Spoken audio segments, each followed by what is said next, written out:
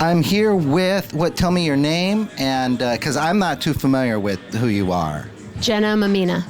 Jenna Mamina, who is a recording artist, right? Yes, I sing and produce and write and work with this incredible producer over here, Cookie Marenko. Okay, say hello, Cookie. Hello.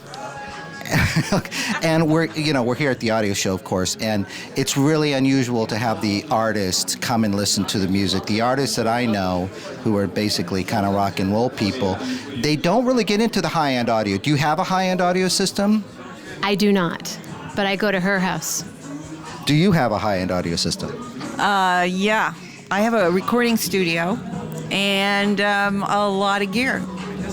Okay, what me and my associate here are kind of listening for is that point in which the super high-end audio is sounding better than what the recording engineer heard. And we're trying to get at or below that bar. So do you have any opinions about all of these speakers and all of these systems that are getting more than you heard when you mixed it or mastered it? You mix it or master it both? I do it all. Yeah, so are you hearing things? You must be hearing things that you didn't hear when you first made it. Is that a good thing or a bad thing? What do you think about that? Well, one of the difficulties in this room is actually getting the room tuned to the speakers. And most of the time what you're going to find is the very large speakers aren't well suited for the small rooms. So, you've got issues there. But I record in DSD 256. And my speaker systems, I have probably 5 different speaker systems that I listen through. So every set of speakers and amplifiers is going to be different. In fact, I don't use tubes in mixing because they color the sound too much. But actually one of the ways I reference speakers when I'm setting up a room is I have a particular recording where I can hear the foot taps very low in the bottom end. And if I don't hear those, I know there's something wrong. But pretty much, I've heard enough systems where if I'm hearing something I didn't hear in the studio, there's something's wrong with the system. Whether it's like an exaggerated mid-range or, and it could be just reflections off the wall. Right. Okay. So that's where you are. So it's good. It's a good thing to have all this high-end stuff, and you think it's some of the best stuff. It's easy for you to judge, right? Actually, because it's like it's not going to make it worse. No, in fact, when I worked for Windham Hill back in the late 80s, and that was considered a high-end label 30 years ago. I didn't have a high-end system. In fact, most professional audio engineers don't listen on high-end systems. Yeah, that's what I was saying, yeah. I do. But then I've been coming to these shows for 10 years. We offer DSD 256 downloads. Jenna's music is all recorded in DSD 256. So we specialize in this. We cater to the audiophile. And I know a lot of my buddies think I'm crazy. We do not record to Pro Tools. We don't record to PCM. Not saying anything's wrong, it's just not what I want to hear. So if depending on what you start with, there's a lot of, it starts with the recording. If you don't have a great recording setup, it's just going to get worse and worse and worse at every stage of the process. Well, are you unusual? Because I don't know anybody. I never see these people I never see the recording engineers and mastering engineers in these shows. And the ones that I've known they're interested in it, but not so interested to come to a show or something like that. So it's good. I'm glad to see you here. Yeah, I wish more of my buddies were here too, because now that we're a store and we sell other labels besides Blue Coast Records, we also sell the San Francisco Symphony and Mack Avenue. But the difficulty is actually getting a great recording. And most of my engineer buddies don't consider the audiophile as they think we're eccentric. And they never come to these shows, even though I try to explain, these are the people really listening. But I was like that 30 years ago, too. I thought my buddies who were listening to my music that I mixed on $100 speakers were a little crazy having, like $20,000 system. Now I get it. So we did a lot of work with Sony, so I got a pair of the AR1s. So they gave me a set of AR1s plus a Nelson Pass. And Jenna, you've sat in front of them. Wow. Yeah.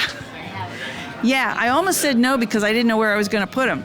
But I put them in the studio, and the artist now can sit in the couch position and feel what it's like to be an audiophile. And I have pictures of Jenna sitting on the floor just entranced. And they are so glad to hear, because like Jenna, most artists aren't in a position, they're touring all the time and they don't really have the money. I mean, not every artist has become a millionaire. In fact, most of them are well below middle class income. Especially outside the United States. Yes, yeah. So Here in the Bay Area, well, which is challenging at best. In the Bay Area, you said, right? yeah, Bay Area is one of the worst places I've found for an artist to live because it's just too expensive. And most of our audience, actually, for what we do, which is acoustic music, specializing in artists who actually perform and can live, our audience is coming from outside the United States. And we have an artist, Fiona, who's going to be in China for 5 weeks. Jenna's been spending more time in Europe. A lot of our jazz buddies, they can only play in Europe. And I don't know if you remember Butch Morris or someone like Carla Bley, who are legends in the industry for jazz. They couldn't get a gig in the United States. And being in the Bay Area is even harder. Well, yeah, some artists have the problem of the tapes being bootlegged as well. So, and in overseas markets, especially in Asia. So, yeah, that even makes it even harder.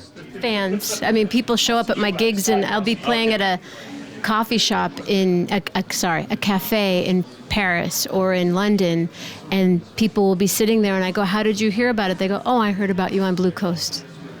Yeah, so. Thank you, Cookie. Well, let me ask you, since I got you, and it's hot in here. I mean, I don't know. I didn't know it was going to be so hot. But 2 questions. First one's a little weird, but I'm wondering, when you listen to yourself when you're recording, you're kind of like creating your art.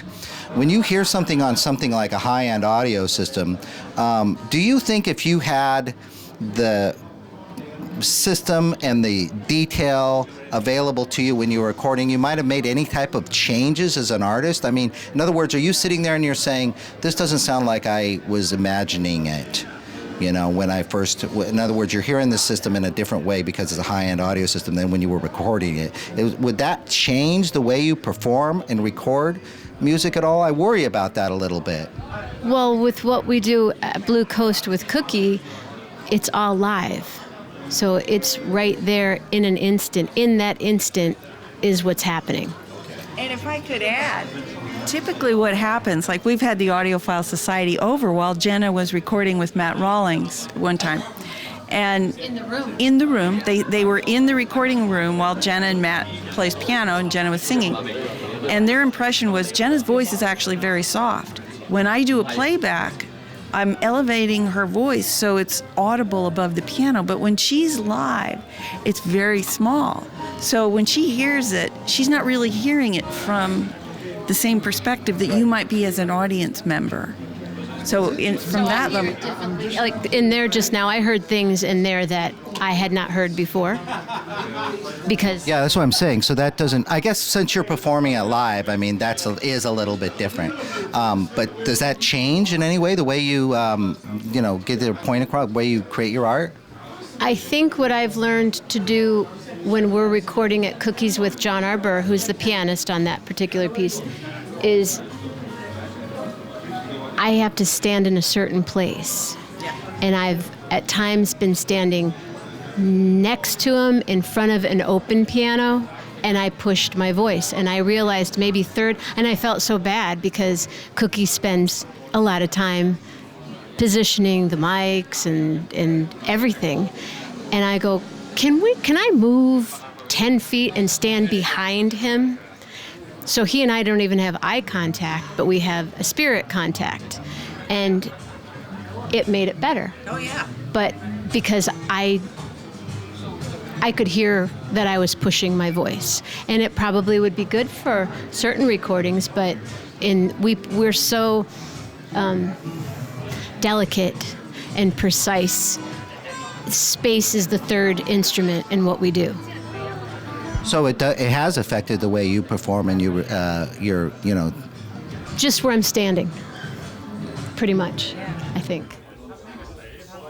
You're listening to the UnCommonCore podcast.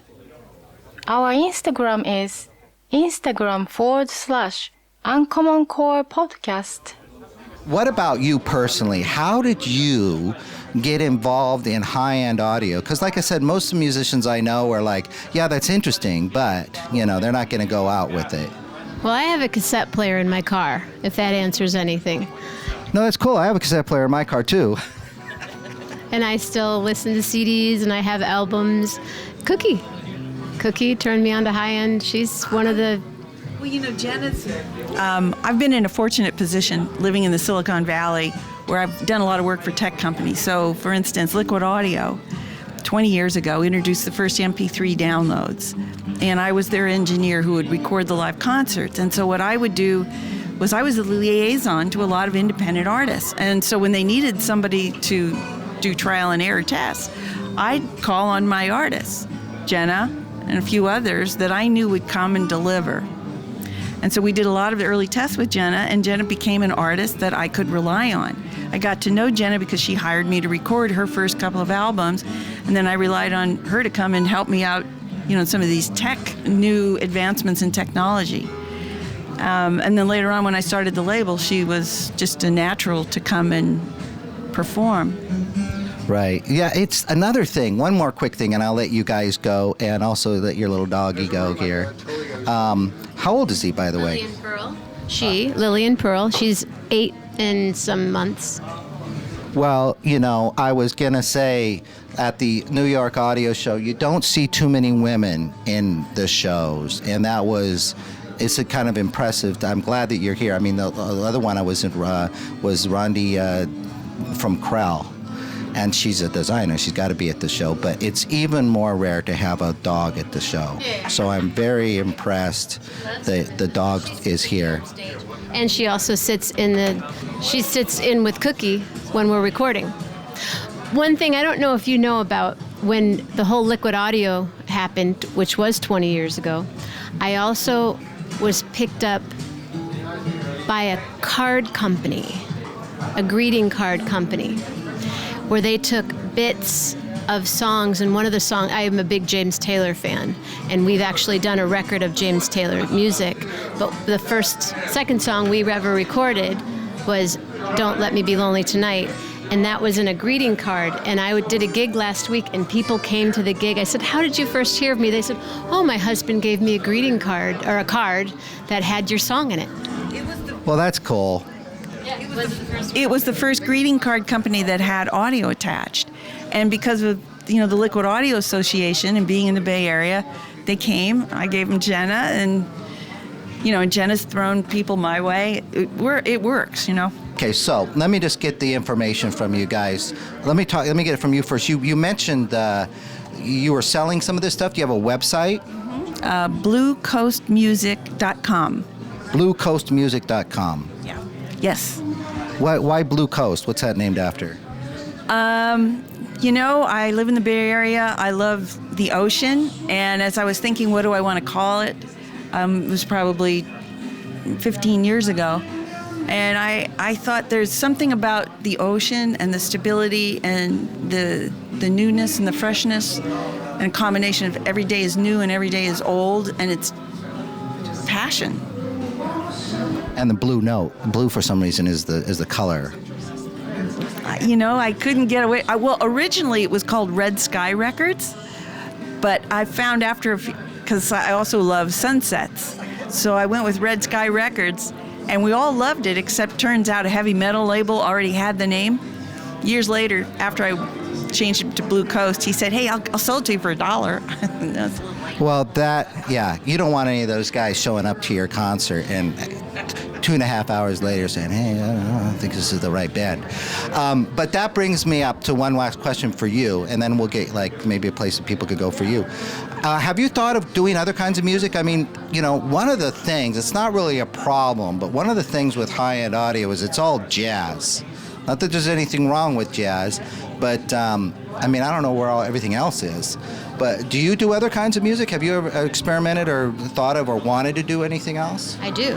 I've been in rock bands. I've been in bluegrass Americana bands. I've done freestyling and hip-hop groups. Being in the Bay Area, I'm kind of fit into a lot of different folk, singer-songwriter, straight. Okay, that's great. So, I'm sorry, say that again. No, I sing songs. I don't identify with one genre or another. I sing songs, and if it sticks, great. Yeah, I don't know why more people aren't like that. I mean, but at least it doesn't seem that way, and the audience doesn't know. You record music, you're saying, right? You're on other albums, right? I do. I have. What's the death metal band you sing for? Actually, there's a record that I want to do, but it probably will be on Blue Coast in the next year, and it has to do with Metallica. So this is like a tease? What does it have to do with Metallica? This is the one you've been telling me about? Oh, no, that's another record. No, I've always wanted to do a record of Metallica covers. Oh, you're going to cover Metallica. You're not going to work with them, you're going to cover them. Metallica. Mamina on Metallica. I like it. That's why not? And you're not going to make it jazz though, or are you? I'm going to make it Jenna. Okay. Yeah, some people can do a really good job at these covers and doing it their own way. It's really interesting. I mean, some music is more difficult than others, But, okay, so that's it. I will basically, so what's your website? I guess I should have that. Do you have like a place that people go to where they can find all of your art and your recordings? My own website is jennamamina.com, but a lot of my music is, again, on Blue Coast Records. What's on your website that's not on this one? I need a new website. Actually, and I'm also on another, I work with a guitarist by the name of Rolf Sturm, who lives in New York, and we tour quite a bit all over the world, and it's jenna-rolf.com.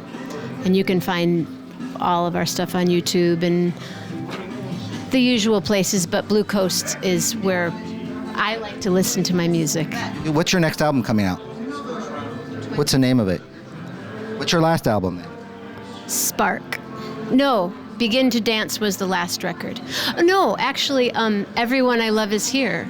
I have different groups. I have a band called Jenna and the Charmers, and we have a new recording out of covers of anything from Squeeze to Alison Krauss to some of my original music. And then what I do with Rolf, and a lot of that is also available through Blue Coast, through Cookie Marenko. Okay, great. Thanks a lot. I've got what you need if you can handle me. I'm not a millionaire.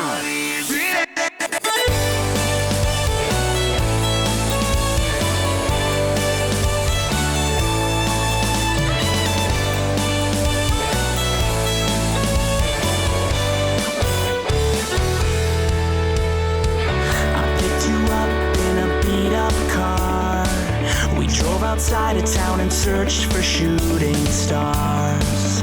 Then we rolled all the windows down and bathed in the warm air. We drove for miles till we came upon an empty house on a deserted farm somewhere.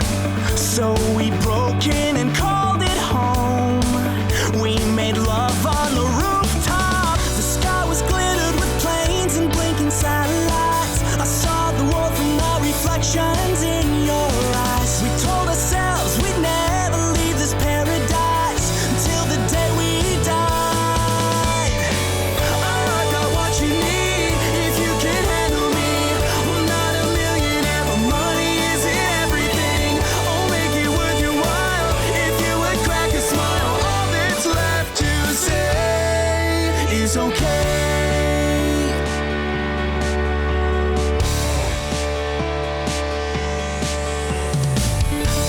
Struck, it shook our bones, and an old piano started playing on its own.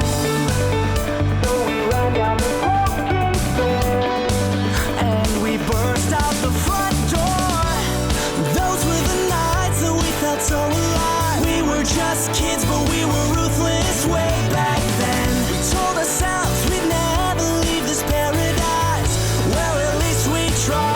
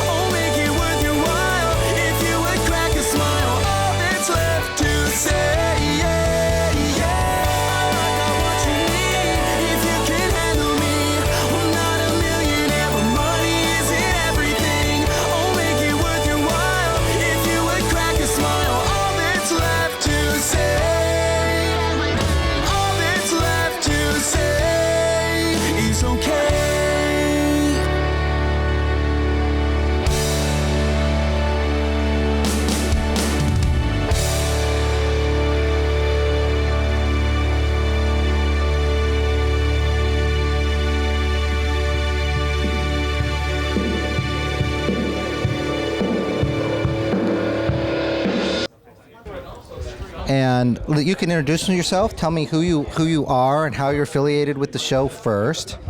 Hi, my name is Vivian Lamb, and I am Constantine's wife, but also who's the producer of the California Audio Show. But also I am the general manager of the California Audio Show. Now, how did you decide who to bring to the show? Was it just anybody that you can get to come to the show, or did you hand pick the people? I think we cast a wide net. Again, I'm not an audiophile, so it was Constantine who really gave me a list of folks to call and talk to, and that's basically how we. Well, is the show going okay so far? We're in the middle of it, and you've got a lot of people here. Is it doing okay? I mean, are you happy with it? Oh my gosh, we've run out of badges today, and we're having to go for backup supplies on how we're going to get people with their name tags. So we'll be ready for tomorrow, but today we've kind of run out of supplies. And what we're in right now is the room where they're selling records, which is a big part of the thing. They're selling old records and rare records, and I see reference recordings and a couple of other places. Is this a big part of the show, or is it a part that's changed over the years, or how is this the retail section in your show working? It's working well, I believe. I have been a part of the show for the last 4 years since Constantine and I have been married. And today, in terms of there's a lot of traffic that comes here. There's a lot of people. It's crowded. For the people listening, this part is crowded. And compared to New York, the New York show, which I was in a couple years ago, the audio rooms with the LPs and everything were small, and it was crowded, and everybody's bunched together. This one, it's good. You have a lot of space, and there's people talking, and there's a good energy inside of it. And I just like that about this particular show, because some of the other shows have this section. That's why I asked. It's a little bit, it's like I said, it's too much. But this looks like it's going really well. I mean, it's going really well today. We have we have this vendor over here, Chemist Audio, who is brought in their record cleaner, but they even do more than that. They do restoration of records, and he's just been packed the whole venue the whole time since we've started. And but all the tables have been well attended. There's a lot more that you could expand on it. I'm with the Stereophile and a couple of the magazines and a lot of the accessory companies. You don't have them all here. Barrie is full of them. What do you plan on doing in the future, maybe for next year? Do you have any ideas? I'm sure Constantine will have some ideas, and we'll talk through them, but definitely we're always working on expanding and looking at bringing in even new people. We have, reached out to different dealers as well as retailers to, come to the show, around more than outside of the Bay Area. So. And what about as a woman, because there's more women here than there were at the New York Audio Show. There was only I know there was Rondi from Corral. I can't remember anybody else. She's an exhibitor, though. Yeah, she's a manufacturer and an exhibitor, right? And but now here there's a lot more. What are your ideas? I mean, did you before you met Constantine, were you into audiophile stuff or not? Were you interested in the music? Of course, I listened to music, but I was not an audiophile. I'd never heard of the word before, and but I quickly learned that there's huge boxes and very heavy equipment, so it takes up a lot of space. However, now after listening to his systems and even watching television through his system, I just love it. But I still don't, I'm still not a, technical audiophile, but I do appreciate really good sounding systems when I'm, listening to music. And so the thing is, you kind of, some people have an epiphany with it, like, wow, this, I didn't know that you can hear this. Other people come into it slowly. It sounds like it's kind of growing on you a little bit. Is that kind of the way you'd say? Yes, I think that's a good characterization. And what is your preference for the kind of a thing? Do you have any kind of preferences for the type of music you listen to, or the type of system you like to listen to, or?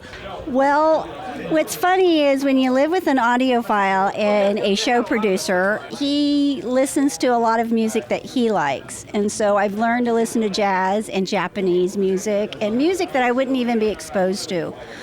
What kind of music do you like? What do you like to listen to? I'm from the 90s, so I listen to the 80s and the 90s. Well, pop or rock or?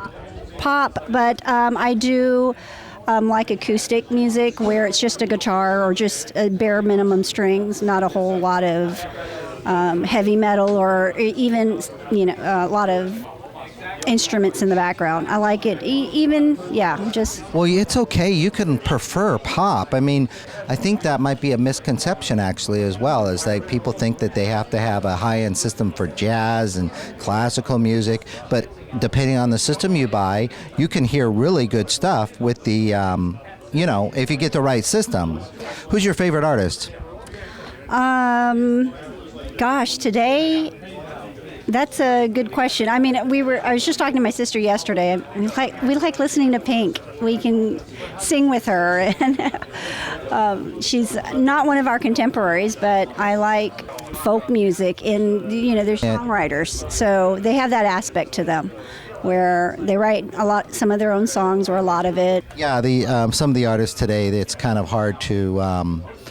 They kind of aren't penning down lyrics and music like they used to do in the old days. But what is your kind of like take on it, on the kind of system? If you were going to get one for yourself, would you get like a little mini monitor? Are you impressed by the big expensive systems? Where do you come down on it? Everybody kind of has the thing when they get into high-end audio that impressed them. So what is it that impressed you about it? Do you like the big expensive stuff or the small stuff or what? So I think this is a great question. Last year after the Cass 8 show, my husband, they brought the Destination Audio horn speakers over to our house. Oh no, horn speakers. Now horn speakers are very interesting. Some people don't like the horn speakers, the way they look. Other people like the horn speakers because of the way they sound or the way they look. So you had horn speakers in your house. I had huge horn speakers in our house, and at first I was asking, my husband, when are they going to be gone from our living room? And but I have to say that by the time that they were taken back, I think they came in June, so we had them for a number of months, over 9 months, less than a year.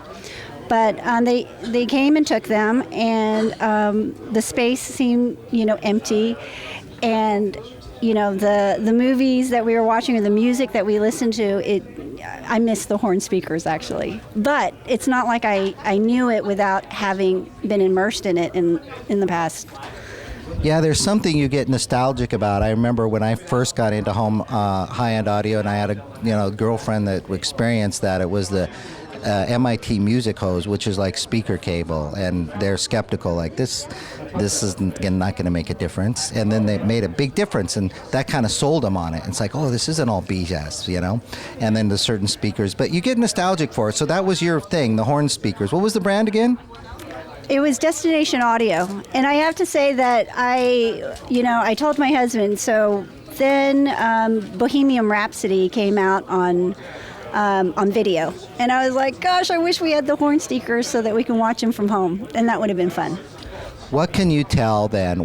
Is there anything you could say or anything you could do as part of the show to bring more women into it? Because I don't know what the resistance is, but it's all these. This show is actually, like I said, much better than the New York show. New York show was all middle-aged white guys, and this show is much more diverse. Maybe it's the Bay Area. I don't know what it is. Do you think there's anything you could tell people who are a little bit skeptical that might bring them in? Because I have different people listen to stuff I do, fashion and all that other stuff. What would you tell some of the women that, anything you could say you think that might be able to interest them in that, in high-end audio? I think for me, knowing Constantine, he talked about it a lot, and just over time I became interested. He would always ask me and invite me to go to different sessions or reviews that people were having if people were giving a demo. But why did you resist, I guess, is kind of part of my question, is what is it, why are they so resistant? I mean, it's open to everybody. Well, I don't read my husband's reviews, so they're too technical for me. But what I can connect to is just listening to music.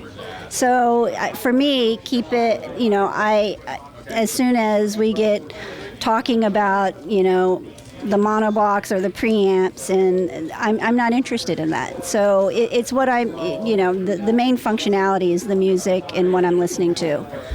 You have to spend some money on high-end audio, but some people don't want to spend over $500 on their system. And I think the problem is that they're just not open to listening to it, and they don't like hearing people talk about that stuff. It's a turn-off. So you just say, come in, listen. That's what I've told people too, right? Just come and listen. I agree, yeah. I know that some of the people in New York, and Steve Gutenberg, the audiophiliac, has talked about this before, but there are less expensive systems, and some of the shows are trying to bring in the low-end systems, the $500, $1,000, $2,000 systems instead of these big fancy things. Is there anything you guys are doing in that direction or you're thinking of? Recently, we visited a demo in San Francisco that was being held by, the name of the company escapes me right now. Okay. But in terms of, we did invite them to come, but they would be, they would be, I don't know, speakers that could sit on your mantelpiece, and I don't know that we have any of those here, but we invited them to come because we want diversity in, for the attendees that come to the show. And we're open, to that. So I think I don't even want to say what I thought the speaker names were because I don't remember at this point in time. Yeah, I mean, that would be something I would like to see, and a lot of people would like to see is to bring people in, something to introduce people into the industry with a lower priced item so they don't have to invest so much. Yeah, also Chesky, I don't know if he was interested. Did you ask Chesky? He was at the New York Auto Show. I talked to him. What about Chesky Records and some other record labels? Off the top of my head, I don't recall, but I'd have to take a look. Yeah, well, so you guys are open to people coming to you? Is that how they would do it if they want to come to the show and they have a small audio company? And I would say they can reach out to us at info@caaudioshow.com, where we can, call them back as well. So basically, they'll reach out to us. And then if they're on our mailing list, then we communicate with them throughout the whole year. Yeah, because there's other people that could be here as far as the records, as far as the lower price stuff and the headphone companies and people like Shit Audio. You familiar with them? Yes. And they were here last year. So we'd love to have, the headphone space. Yeah, but it's a pretty good show, and I say I'm particularly impressed with this room we're in right now because, like I say, from the shows and the things that I've done, people want to come and maybe they don't want to buy an audio system, that day, but they would buy records and they would buy this kind of thing, and it's really nice to see everybody. Well, okay, once again, thanks a lot. Thank you so much, Tom. Appreciate it. Bye-bye. You've been listening to the UnCommonCore podcast with Thomas Howell. Be a patron at our Patreon page at www.patreon.com/UnCommonCore. And if you would like to see Tom and Q cross the country in a van, you can find 10-minute videos of the trip at www.goingyonder.com. All this and more, including links, pictures, and personal essays, can be found on our webpage at www.goingyonder.com. uccpodcast.com or uncommoncorepodcast.com. I'm Sato Go-Smith. Thanks for listening.